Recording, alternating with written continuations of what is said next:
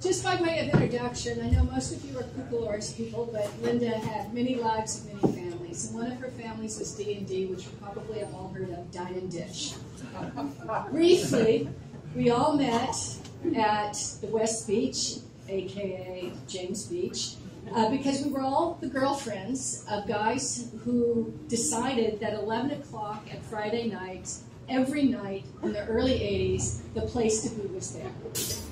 So as we got to know each other, the guys were busy working the room and talking about all their big deals and whatever, and basically sparring cockfight after cockfight. And the girls realized that we were getting along far better than our boyfriends. So one of the gals decided that we would have a luncheon together separate from all of that, which started a group of people that have lasted for decades. Thank you.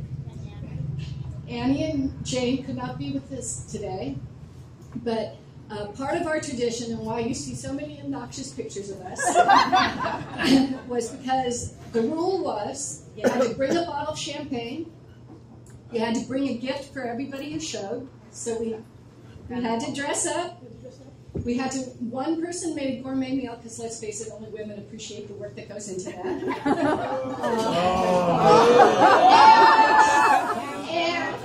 And we all had Polaroid cameras, and we took thousands of pictures of each other absolutely smashed.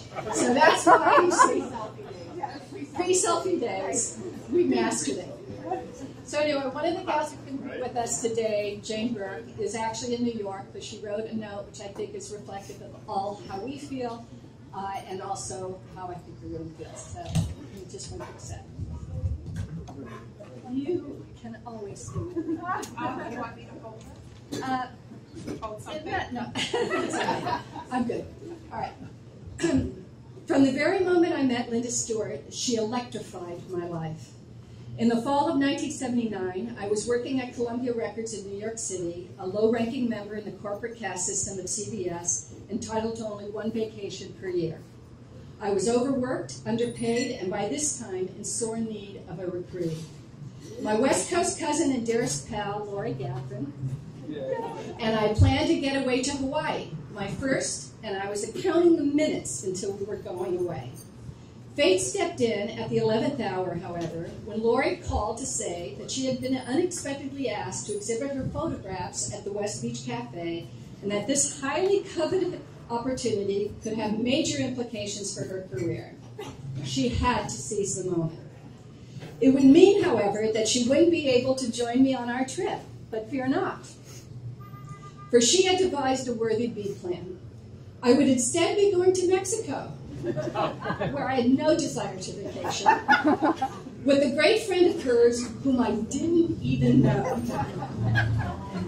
Now, we all know the aphorisms about traveling with friends, and if doing so successfully was precarious enough with people you do know well, there was no way I was going to risk my first and only vacation of the year with a complete stranger. Trust me, Lori assured me, you won't regret it. I met a replacement, Linda, briefly, only the day before we were to leave. Linda's subdued demeanor at the time gave me little indication of what was to transpire for the next 38 years of my life. I can only say that after convening bright and early at the airport the next morning, things went into high gear very quickly. Her boyfriend, Mark Berger, who wasn't invited on this trip, confounded me by boarding the plane with us and photographing every unexciting move we made until about 5 minutes before takeoff, at which point he had to be pried off the plane. Linda and I returned 5 days later, each sitting behind the pilots in the cockpit of the plane we flew back to LA in. Wearing bikinis, I didn't know this. This is why we have Diane and Dish. Okay. In between takeoff and landing was the most fun-filled and cataclysmic vacation I've ever experienced. I didn't realize it at the time, of course, but that cockpit incident was a sort of metaphor for Linda's take-charge, amplifying approach to life. For her, every single incident in life presented an opportunity for high adventure, from beginning to end, no detail too unworthy not to be reconsidered. I was hooked on her outlook, energy, and spirit from that point forward. Like so many people in this room, I feel like a light has gone out in the world.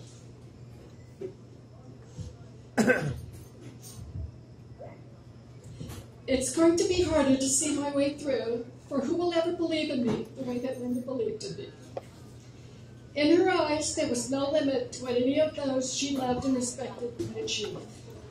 She cultivated invaluable business opportunities for me and introduced me to enduring friendships that would have an extraordinary impact on my life.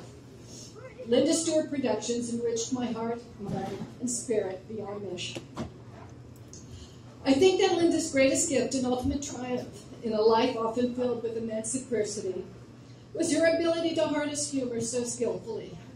That infectious and authentic laugh that punctuated so many things she said, funny or otherwise. If I could pass along one life lesson to my 9-year-old daughter Sadie, it would be to cultivate this rarest of abilities, for it will sustain and empower her when all else fails, especially in this terribly troubled world. Linda, my beautiful, precious friend, now my angel, I wish an easy journey to the next place, if there is one. And I hope you find all of the joy and adventure you gave to all of your friends in this life experience 1,000 times over. I will adore and miss you forever. Jane and D&D.